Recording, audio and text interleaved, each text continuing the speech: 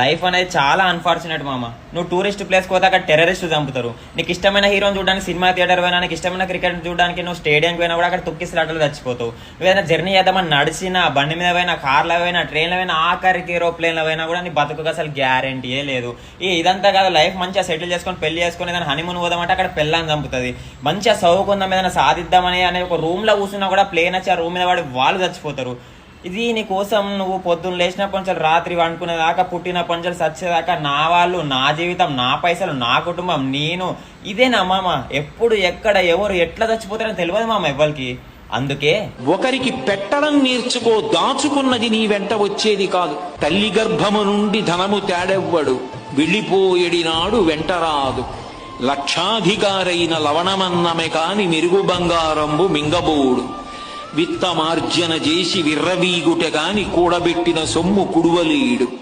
పుందుగామరుగైన భూమి లోపల పెట్టి దాన ధర్మము లేక దాచి దాచి తుదకు దొంగలకిత్తురో దొరలకవునో. తల్లి కడుపులోంచి వచ్చినప్పుడు తెచ్చుకున్నది ఏదీ లేదు. అమ్మ కడుపులోంచి వచ్చినప్పుడు ఎలా వచ్చాడో వెళ్ళిపోయేటప్పుడు కూడా అంతే. ఒంటి మీద ఆఖరణ కప్పినటువంటి నూలు బట్ట కూడా లాగేస్తారు. లాగేసి తీసుకెళ్లి కట్టెల మీద పడుకోబెట్టి వెలిగించేస్తాడు. ఒంట్లో ఉన్న నెత్తురంతా ముద్దలు ముద్దలుగా కట్టెల మధ్యలోంచి పడిపోతుంది. ఒంట్లో ఉన్నటువంటి మాంసం అంతా కాలిపోతుంది. తల వెంట్రుకలు మొదలైనవన్నీ ఊడిపోయి గాలికి ఎగిరిపోయి చెట్ల మొదట్లలోకి వెళ్ళిపోతాయి.